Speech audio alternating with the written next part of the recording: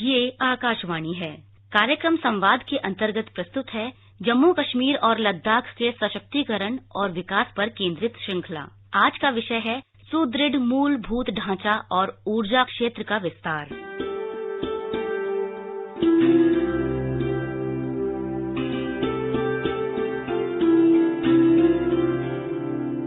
भारत की मुकुटमणि केंद्र शासित प्रदेश जम्मू कश्मीर और लद्दाख प्राकृतिक सौंदर्य और संपदा से संपन्न है। खूबसूरती ऐसी कि स्वर्ग का विहंगम दृश्य प्रतीत होता है। असंख्य पुष्पों, घाटियों, चिनार के पेड़ों, सेब, खुमानी, अखरोट, केसर से लदे बागों, मनोरम संगीत और समृद्ध संस्कृति से भरपूर ये धरती सचमुच कुदरत की कारीगरी लगती है। इस केंद्र शासित प्रदेश को और निखारने का बीड़ा केंद्र सरकार ने उठाया है। यहाँ के मूलभूत ढांचे में सुधार और बिजली विकास के लिए सर्वाधिक जरूरी बिजली आपूर्ति की सुविधा उपलब्ध कराना सरकार की प्राथमिकता है। केंद्र सरकार जम्मू कश्मीर के विकास पर विशेष ध्यान दे रही है। नवंबर 2015 में प्रधानमंत्री नरेंद्र मोदी ने जम्मू कश्मीर में सामाजिक आर्थिक संरचना को मजबूत करने और संतुलित क्षेत्रीय विकास के लिए 80,068 करोड़ रुपए की पुनर्निर्माण योजना की घोषणा की थी। ब्यौरा हमारे संवाददाता से। जम्मू और कश्मीर के लोगों को सातों दिन 24 घंटे बिजली और पीने का पानी उपलब्ध कराने पर सरकार ध्यान केंद्रित कर रही है। कई परियोजनाएं जो वर्षों से लंबित थी अब पूरी हो गई है। IIT जम्मू ने अपने स्वयं के परिसर से काम करना शुरू कर दिया है और एम्स जम्मू का निर्माण कार्य शुरू कर दिया गया है। 220 kilowatt Srinagar Alusteng Drass Kargil Leh transmission system का काम पूरा किया गया। इसके साथ ही अब लद्दाख राष्ट्रीय ग्रिड से जुड़ गया है। इसके अलावा जम्मू अखनूर रोड, चिनानी सुध महादेव रोड पर काम शुरू हो गया है और तेज गति से चल रहा है। वहीं 2022 तक कश्मीर रेल सेवा से जुड़ जाएगा। चिनाब नदी पर निर्माणाधीन विश्व का सबसे ऊंचा रेल सेतु का काम अगले वर्ष पूरा हो जाएगा। इस सेतु को इस प्रकार से डिजाइन किया गया है कि यह अधिकतम 266 किलोमीटर प्रति घंटा हवा की गति सहन कर सकता है। दीपेंद्र कुमार, दिल्ली। जम्मू कश्मीर में एक नई लहर की शुरुआत हुई है। पिछले 8 वर्षों से अटकी पक्कल दुल जल विद्युत परियोजना को मंजूरी दी गई है। 850 मेगावाट की रेटल पनबिजली परियोजना और 624 मेगावाट की कीरू पनबिजली परियोजनाओं को भी स्वीकृति मिली है। इस परियोजना से जम्मू कश्मीर के दूरदराज के क्षेत्रों के विकास की प्रक्रिया में तेजी आएगी। कीरू पनबिजली परियोजना की कल्पना एक रन ऑफ रिवर यानी जल भंडारण के बगैर योजना के रूप में की गई है। 624 मेगावाट की क्षमता वाली ये परियोजना सिंधु जल संधि 1960 की आवश्यकताओं को पूरा करती है। शाहपुर कंडी परियोजना पिछले 70 सालों से अटकी हुई थी। इसे भी स्वीकृति मिली है। इससे 54,000 हेक्टेयर भूमि पर सिंचाई होगी और 770 मेगावाट जल विद्युत का उत्पादन होगा। उज बहुउद्देशीय परियोजना से 31,000 हेक्टेयर भूमि सिंचित होगी और 196 मेगावाट जल विद्युत का उत्पादन होगा। जम्मू कश्मीर ने केंद्र द्वारा प्रायोजित परियोजना सौभाग्य योजना को लागू करने में सफलता अर्जित की है। इससे 3,03,000 घरों को बिजली उपलब्ध कराई गई है। जम्मू कश्मीर उद्योग और वाणिज्य विभाग के सचिव मनोज द्विवेदी ने आकाशवाणी से बातचीत में बिजली परियोजनाओं के बारे में जानकारी देते हुए बताया, पावर डिस्ट्रीब्यूशन जो है उसकी 2 कॉर्पोरेशंस बनाई गई हैं। जम्मू क्षेत्र के लिए अलग और कश्मीर क्षेत्र के लिए अलग बनाई गई हैं। ये कुछ हद तक निजीकरण कह सकते हैं क्योंकि अब ये कॉर्पोरेशंस होंगी, कंपनीज होंगी जिनके हाथ में अपनी डिसीजन मेकिंग खुद होगी और वो कॉमर्शियली वायबल डिसीजन खुद ले सकते हैं। हमने देखा कि ट्रांसमिशन में लॉसेज हुए हैं, डिस्ट्रीब्यूशन में लॉसेज हुए हैं और बहुत बार जो ड्यू इलेक्ट्रिसिटी बिल्स हैं उनकी रिकवरी ना होने की वजह से जो नुकसान हुआ है उसको पूरा करने के लिए कॉमर्शियली वायबल सोल्यूशन ढूंढे जा रहे हैं। तो मुझे लगता है आने वाले वक्त में इस सेक्टर को एड्रेस कर सकेंगे हम, जिससे कि न केवल इनकी कॉमर्शियल वायबिलिटी को इम्प्रूव करेंगे, प्रॉफिटेबिलिटी को इम्प्रूव करेंगे, बल्कि उसके जरिए हम बेहतर सुविधाएं दे सकेंगे ताकि 24/7 बिजली लोगों को मिले और अच्छे वोल्टेज क्वालिटी की जो बिजली है वो डोमेस्टिक यूज के लिए और साथ साथ इंडस्ट्रियल यूज के लिए लोगों को मिल सके। जम्मू कश्मीर में मूलभूत ढांचे के विस्तार के बारे में श्री द्विवेदी ने बताया, जम्मू कश्मीर जो है वहाँ पर रिसोर्सेज की कोई कमी नहीं है, जिसकी वजह से आर्थिक रूप से आत्मनिर्भर होने की क्षमता है जम्मू कश्मीर में। लेकिन ये सारी चीजें होने में अभी कुछ वक्त लगेगा और यही कारण है कि भारत सरकार के दिए हुए अनुदान पर जम्मू कश्मीर पूरी तरह से निर्भर रहता है और किसी भी तरीके के विकास की योजना तब तक पूरी नहीं की जा सकती जब तक कि सरकार से कोई मदद ना मिले। तो ये जो मदद सरकार से मिलेगी जम्मू कश्मीर को, ये बहुत ही उपयुक्त है। इससे न केवल यहाँ के इंफ्रास्ट्रक्चर के डेवलपमेंट में बल्कि रोजगार देने के बहुत सारे जो योजनाएं हैं उनमें हम काम कर सकेंगे। सबसे प्रमुख जो इसमें होगा वो ये है कि हम ये जानते हैं कि जम्मू कश्मीर में प्राइवेट इंफ्रास्ट्रक्चर है और जो इंडस्ट्रियलाइजेशन है वो बहुत छोटे स्तर पे है। तो उद्योग आए, निवेश करें और उससे रोजगार, खाली सरकारी नौकरी की तरफ लोग ना जाएं बल्कि प्राइवेट सेक्टर में भी रोजगार की अपॉर्चुनिटीज आए। इसके लिए जो प्रोविजंस क्रिएट किए जा रहे हैं, जो भारत सरकार से मदद की जा रही है और अलग तरीके की योजनाएं जो बनाई जा रही हैं, वो बड़ी लाभदायक साबित होंगी। प्रधानमंत्री द्वारा घोषित आत्मनिर्भर भारत अभियान के तहत बिजली वित्त निगम और ग्रामीण बिजली निगम के वित्त पोषण से 4,580 करोड़ रुपए की पूंजी प्रदान करने का कार्य किया जा रहा है। इससे जमीनी स्तर पर बेहतर उपभोक्ता सेवाएं मिल सकेंगी। किसी भी राष्ट्र के लिए सड़क जीवन रेखा है। जब सड़कों का विस्तार होगा तभी उन्नति का मार्ग प्रशस्त होगा। जम्मू कश्मीर में सड़क परियोजनाओं के विस्तार के लिए सरकार प्रतिबद्ध है। प्रधानमंत्री ग्रामीण सड़क योजना के दूसरे चरण के तहत 28 सड़कों का निर्माण किया जाएगा। इससे कठुआ जिले के दूर दराज इलाके सड़क मार्ग से जुड़ सकेंगे। चनुंता खास से लेकर बख्तरिया खास, फाल्टा से भीखनगला, अरनास से ठकारकोट, रामनगर से डुडू, पौनी से कुंड स्थानों को जोड़ने के लिए सड़कों का निर्माण होगा। जम्मू कश्मीर में पिछले 5-6 वर्षों में सरकार ने कई विकास कार्य किए हैं। इस दौरान केंद्र प्रायोजित कार्यक्रमों के तहत राज्य में कई सड़कों का निर्माण किया गया और कई सड़कों को चौड़ा किया गया। जम्मू श्रीनगर राष्ट्रीय राजमार्ग पर कई फ्लाईओवर बनाए गए हैं, जिनसे प्रदेश की दोनों राजधानियों के बीच की दूरी घटी है। इसी तरह श्रीनगर के सिटी सेंटर में रामबाग जहांगीर चौक फ्लाईओवर का काम पूरा कर इसे पिछले वर्ष आम जनता के लिए उपलब्ध कराया गया। हमारे संवाददाता ने बताया है कि श्रीनगर के लोगों की ये बहुत पुरानी मांग थी, जिसके पूरा होने से लोगों ने संतोष व्यक्त किया है।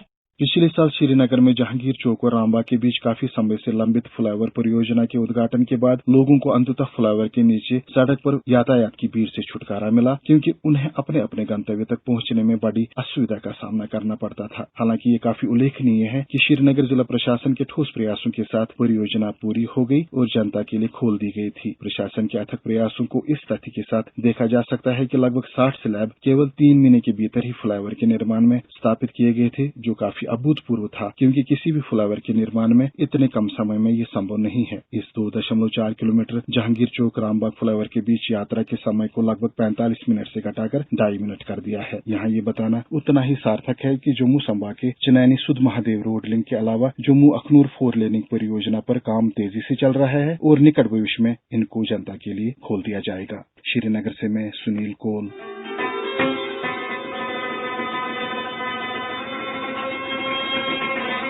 और अब सुनते हैं जम्मू कश्मीर ऊर्जा विकास विभाग के प्रमुख सचिव रोहित कंसल से पत्रकार नीलाभ श्रीवास्तव की बातचीत।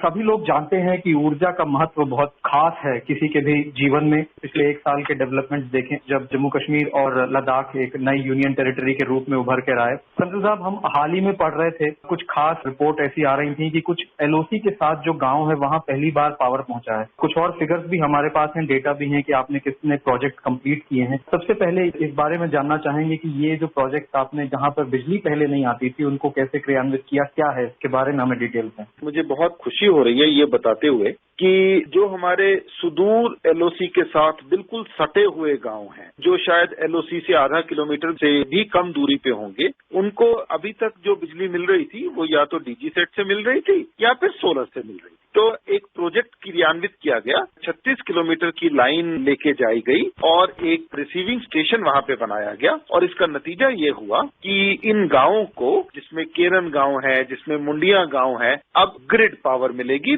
बिजली की पावर मिलेगी। मिलेगी वही पावर मिलेगी जो हमें और आपको मिलती है, और ये एक बड़ी उपलब्धि है। और इसके साथ साथ मैं ये भी बता दूं कि केवल उस गांव में रिसीविंग स्टेशन बनाने से काम नहीं खत्म हुआ, उसकी तार घरों तक भी लेके जाई गई है ताकि वास्तव में लोगों के घर में जो बल्ब है वो ग्रिड पावर से जले। फिगर्स और डेटा की बात करें कंदल साहब, जो हम जानते हैं कि आपके जो पेंडिंग हाइड्रो पावर प्रोजेक्ट थे उंज और शपूर कंडी में, वो काफी रिवाइव किए गए हैं, और हम जानते हैं कि उड़ी और किशनगंगा बड़े प्रोजेक्ट हैं जम्मू कश्मीर में। तो एक खाका बताएं हमें पिछले एक साल में किस तरह का डेवलपमेंट पावर सेक्टर में हुआ। ऊर्जा सेक्टर की अगर बात करें तो ऊर्जा सेक्टर में 3 कंपोनेंट्स होते हैं। पहला होता है जनरेशन, जिससे आप बिजली बनाते हैं। दूसरा होता है ट्रांसमिशन होता है बड़ी ट्रांसमिशन, हाई वोल्टेज पे पावर जो है पॉइंट ए से पॉइंट बी ट्रांसमिट की जाती है। और तीसरा होता है डिस्ट्रीब्यूशन, जो हमें और आपको डायरेक्टली अफेक्ट करता है। हमारे घर में जो बिजली आती है उसको डिस्ट्रीब्यूशन कहा जाता है। तो अगर मैं सबसे पहले डिस्ट्रीब्यूशन की बात करूं तो डिस्ट्रीब्यूशन में क्या होता है कि हमारे और आपके घर में अच्छे तरीके से बिजली आए, पूरी बिजली आए, इसलिए डिस्ट्रीब्यूशन इंफ्रास्ट्रक्चर बनाना जरूरी होता है। और इस डिस्ट्रीब्यूशन इंफ्रास्ट्रक्चर में क्या होता है, इसमें 33 kV के रिसीविंग स्टेशन होते हैं, फीडर्स होते हैं, डीटीज होते हैं, जिनको हम डिस्ट्रीब्यूशन ट्रांसफार्मर्स कहते हैं। जो 2015 में माननीय प्रधानमंत्री ने अनावरण किया एक प्रधानमंत्री डेवलपमेंट पैकेज का, जिसमें पावर के इन तीनों कंपोनेंट्स जनरेशन, डिस्ट्रीब्यूशन और ट्रांसमिशन के लिए काफी एलोकेशन की गई, काफी पैसे रखे गए, और डिस्ट्रीब्यूशन सेक्टर के लिए तकरीबन 3,500-4 हजार करोड़ का प्रावधान किया गया। लेकिन कुछ यूं हुआ कि 2015 से लेकर 2018 तक या लेट 2018 तक शायद इनमें से अधिकतर प्रोजेक्ट जो है वो चल नहीं पाए। कुछ कॉन्ट्रैक्टिंग में उलझ के रह गए, कईयों की जो है कॉन्ट्रैक्टिंग मुकम्मल नहीं हो पाई, कईयों में ROW इश्यूज आ गए। ROW इश्यूज का मतलब जमीन नहीं मिल पाई। मान लो आपने कहीं पे रिसीविंग स्टेशन बनाना है तो लैंड एक्विजिशन पूरी नहीं हो पाई। तो जो भी है, long and short of it is कि इसका नतीजा ये हुआ कि बहुत से प्रोजेक्ट्स जो है अनफॉर्चुनेटली चल नहीं पाए, उठ नहीं पाए। लेकिन अगर हम आज की बात करें और पिछले 1-1.5 साल का हिसाब लें तो डिस्ट्रीब्यूशन के तकरीबन 60% से भी ज्यादा प्रोजेक्ट्स वो कंप्लीट हो गए हैं, और हमारा टारगेट है कि 2021 वर्ष में हम 90% से ज्यादा डिस्ट्रीब्यूशन प्रोजेक्ट्स को कंप्लीट कर देंगे। इसका नतीजा क्या होगा? इसका नतीजा ये होगा कि जो हमारा डिस्ट्रीब्यूशन इंफ्रास्ट्रक्चर है वो डी बॉटलनेक हो जाएगा। डी बॉटलनेक का मतलब ये है कि बहुत बार ये होता है हमारे पास बिजली है लेकिन हम बिजली घरों तक नहीं पहुंचा पा रहे हैं। इसलिए नहीं पहुंचा पा रहे हैं कि जो कि बिजली ट्रांसमिट करने का माध्यम है वो कमजोर है। इसको यूं समझ लीजिए कि हमारे पास गाड़ी है, हमारे पास बस है, लेकिन सड़क जो है तंग है, जिस वजह से गाड़ी सड़क पे नहीं चल पा रही। इसी को अगर हम इलेक्ट्रिकल टर्म्स में कहें तो हमारे पास बिजली है लेकिन हमारे पास डिस्ट्रीब्यूशन इंफ्रास्ट्रक्चर जो है कमजोर है। तो हमें उम्मीद है कि अगले साल के आखिर तक ये कमी पूरी हो जाएगी और घरों तक हम बहुत ज्यादा बिजली पहुंचा पाएंगे। और मैं यूं भी बता दूं कि इसमें हम कुछ और भी प्रावधान कर रहे हैं, जैसे IT, जिसको हम इंफॉर्मेशन टेक्नोलॉजी की बात करें तो IT इंप्रूवमेंट्स कर रहे हैं और स्मार्ट मीटर्स लगा रहे हैं, जिससे हमारी बिलिंग एफिशिएंसी बढ़ जाएगी, जिससे हमारी रिमोटली हम रीडिंग ले पाएंगे। तो टेकन टुगेदर एक अच्छा डिस्ट्रीब्यूशन इंफ्रास्ट्रक्चर बन जाएगा। बिजली भी पहुंचा पाएंगे हम लोगों को, और बिजली पहुंचाने के साथ साथ हमारी बिलिंग एफिशिएंसी, हमारी बिल लेने की एफिशिएंसी, वो सारी चीजें बढ़ जाएंगी और डिस्ट्रीब्यूशन हमारा इंप्रूव हो जाएगा। पाकुल डूल जो करीब 1000 मेगावाट का एक प्रोजेक्ट है और एक कीरू का प्रोजेक्ट है 624 मेगावाट का, क्या ये नए प्रोजेक्ट हैं या इनको आप पुराने प्रोजेक्ट और इनको रिवाइव कर रहे हैं? देखिए, मैं इतना ही कहना चाहूंगा कि जनरेशन का क्या मतलब है। जनरेशन का मतलब है कि आप बिजली बनाते हैं, और वो बिजली कोयले से बन सकती है, वो बिजली पानी से बन सकती है, वो बिजली सन से बन सकती है, हवा से बन सकती है। जहां तक जम्मू कश्मीर का सवाल है, जम्मू कश्मीर में हाइड्रो पावर का बहुत जबरदस्त पोटेंशियल है, और अनफॉर्चुनेटली पिछले 50 सालों में ये पोटेंशियल पूरी तरह टैप नहीं हो पाया था। पूरी तरह जो है इसको हम इस्तेमाल नहीं कर पाए थे,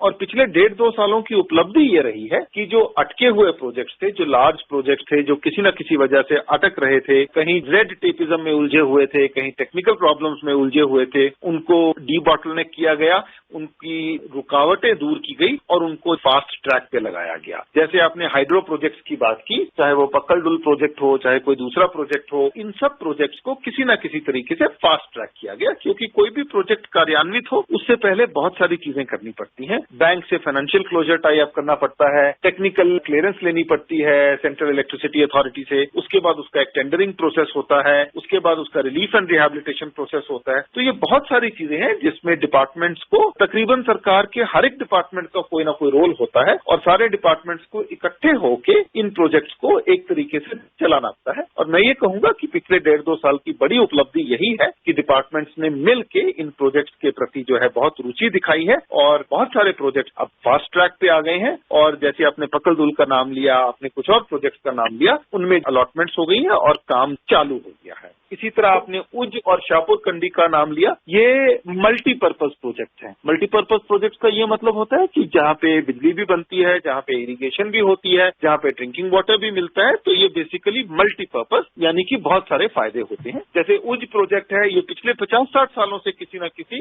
डिले में उलझा हुआ था, तो अब इस प्रोजेक्ट की रिवाइज्ड डीपीआर अप्रूव हो गई है, इसका वाइल्ड लाइफ क्लियरेंस मिल गया है और हमें आशा है कि ये प्रोजेक्ट बहुत तेज चलेगा। इसी तरह जो शाहपुर कंडी प्रोजेक्ट है, इसमें करार था पंजाब और जम्मू एंड कश्मीर के बीच में, तो ये भी प्रोजेक्ट अटका हुआ था। I am very happy to say कि फ्रेश एग्रीमेंट हो गया है पंजाब और जम्मू एंड कश्मीर के बीच में और ये प्रोजेक्ट चालू हो गया है। इससे तकरीबन 60-70 हजार हेक्टेयर एरिया को इरिगेशन मिलेगी और जो सूखा एरिया था उसमें हरियाली आएगी। कंदल साहब, हम इंफ्रास्ट्रक्चर की बात करते हैं। Jammu Kashmir infrastructure development finance corporation establish किया गया है। जैसा कि डाटा हमारे सामने है, उससे ये पता चलता है कि करीब 506 प्रोजेक्ट अभी तक आपने कंप्लीट कर लिए हैं और 963 प्रोजेक्ट जो हैं ये 2021 तक कंप्लीट करने। थोड़ा इसके बारे में बताएं।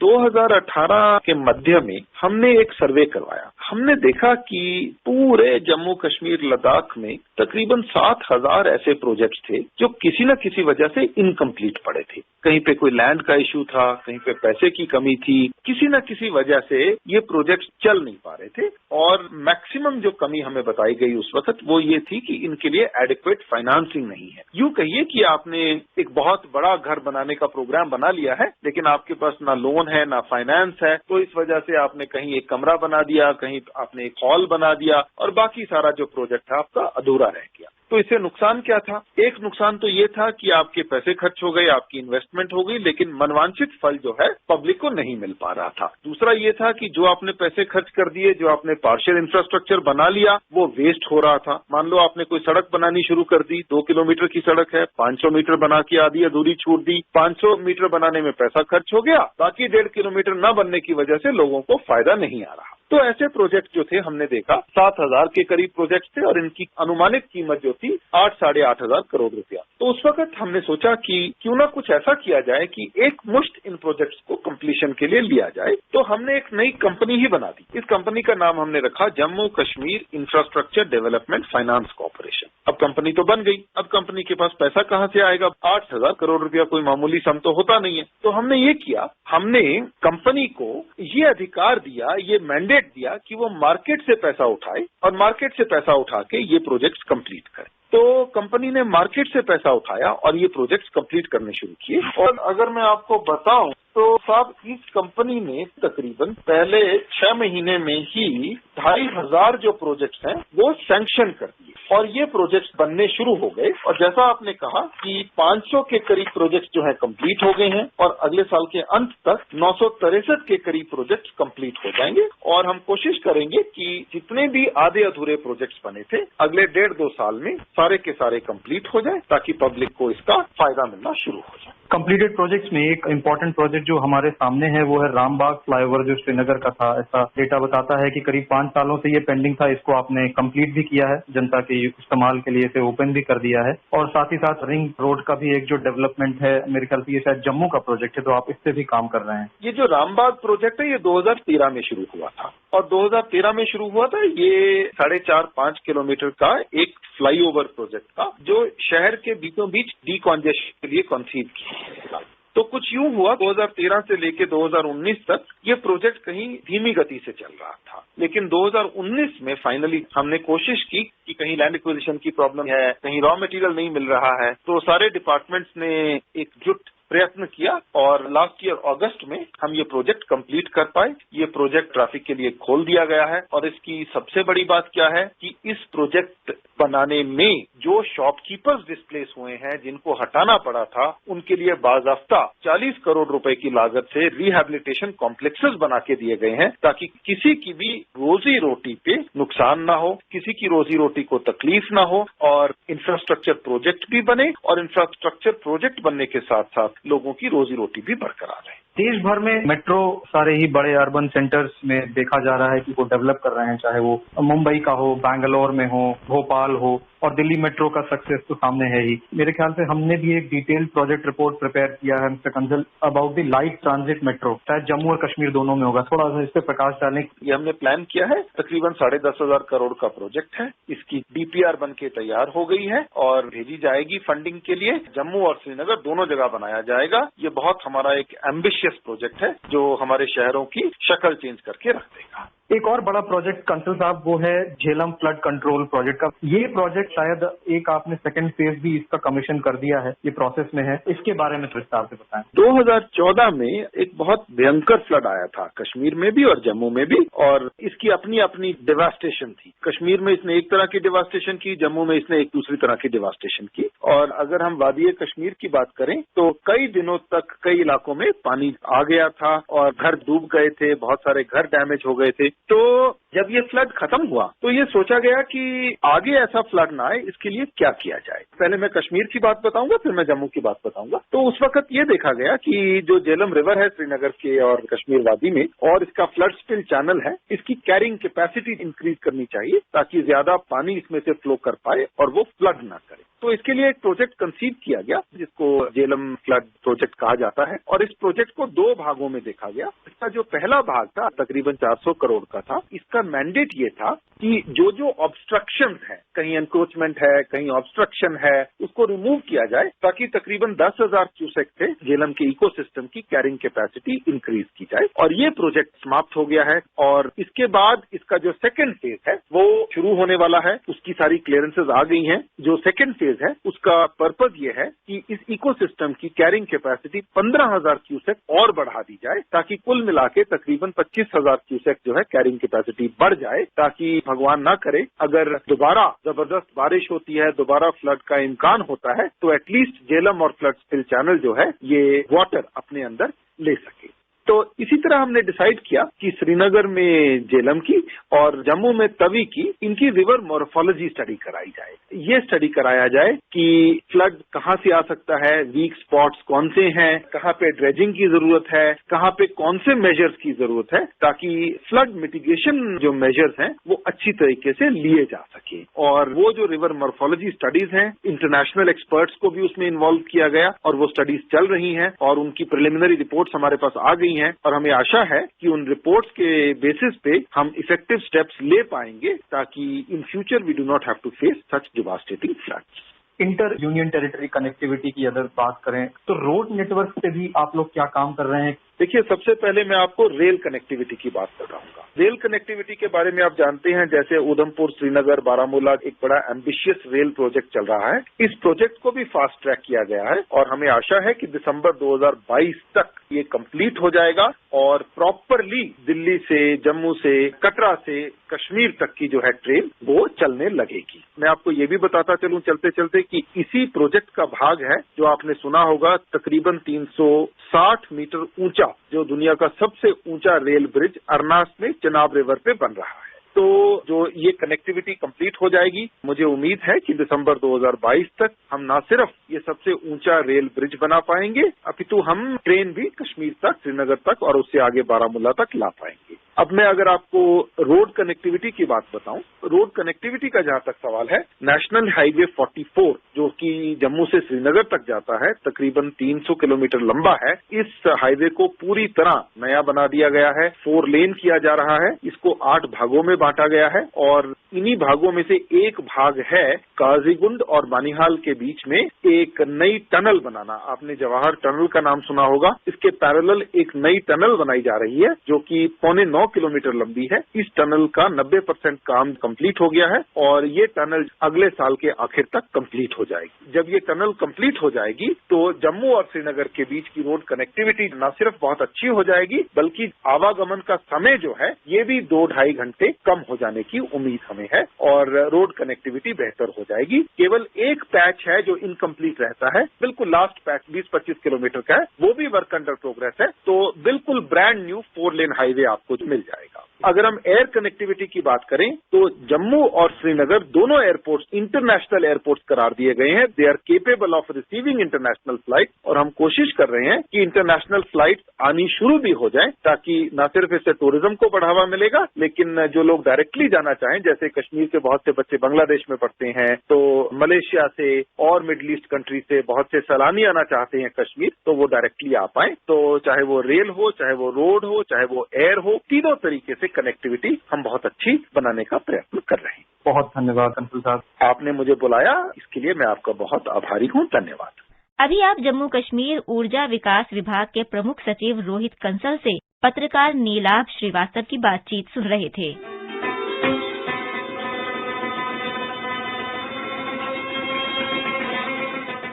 अब चलते हैं लद्दाख।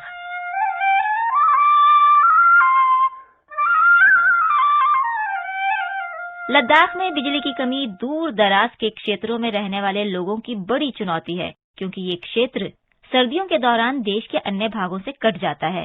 सरकार ने इस दिशा में नवीकरणीय ऊर्जा पर ध्यान केंद्रित किया है। प्रधानमंत्री ने लद्दाख को कार्बन रहित केंद्र शासित प्रदेश बनाने पर बल दिया है। ब्यौरा हमारे संवाददाता से। लद्दाख जैसे जगहों पर नवी और नवीकरण योजना मंत्रालय द्वारा शुरू किए गए योजनाएं एक वरदान रही है क्योंकि वे लोगों को किसी भी तरह से अपने पर्यावरण को नुकसान पहुंचाए बिना स्थानीय स्तर पर बिजली पैदा करने में मदद करते हैं।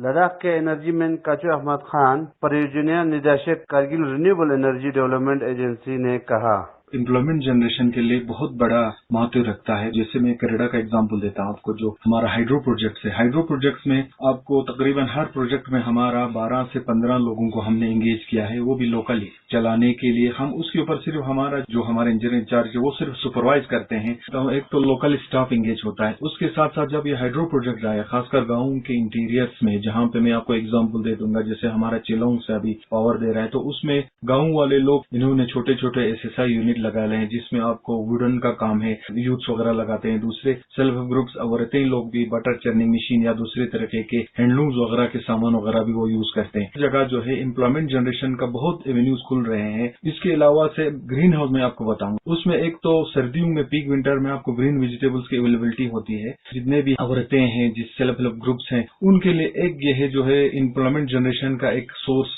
निकल रहा है और साथ साथ एक रेवेन्यू जनरेशन का भी बहुत बड़ा रिन्यूएबल एनर्जी एक स्कोप बन रहा है।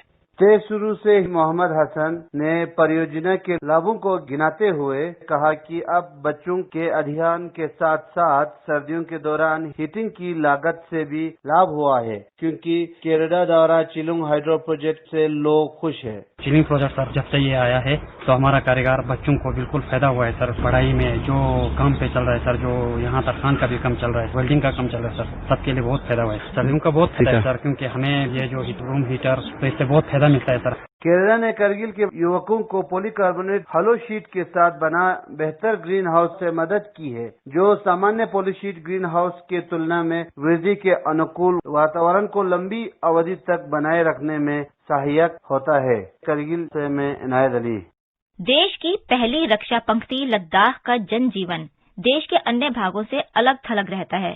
सरकार ने इस क्षेत्र को नई पहचान देने के लिए 44,000 करोड़ रुपए की नई परियोजनाओं का उद्घाटन और शिलान्यास किया है। लद्दाख में लगभग 4,000 मीटर की ऊंचाई पर लगभग 335 किलोमीटर लंबी ट्रांसमिशन लाइन का निर्माण पावर ग्रिड द्वारा किया गया है। इससे द्रास, करगिल, खलस्सी और लेह में बनाए गए 45 मेगावाट की निम्मो, बाजगो और करगिल में 44 मेगावाट की हाइड्रो पावर परियोजना की शुरुआत की गई है। भविष्य के लिए 3 जल विद्युत परियोजनाओं लद्दाख में 80 मेगावाट की खलसी, कनयुंचे की 45 मेगावाट और टकमाचिन की 30 मेगावाट और फयांग की 50 मेगावाट क्षमता की सौर ऊर्जा परियोजना का विस्तार किया जाएगा। देश के नूर जम्मू कश्मीर के सर्वांगीण विकास के लिए केंद्र की नई पहल, नई परियोजनाओं से निश्चय ही यहाँ नई सुबह का आलोक हुआ है और जनजीवन में आशा का संचार हुआ है। वो दिन दूर नहीं जब देश का सिरमौर जम्मू कश्मीर और लद्दाख न केवल स्थानीय स्तर पर बल्कि देश और विश्व परिदृश्य में भी उन्नति की नई गाथा लिखेगा।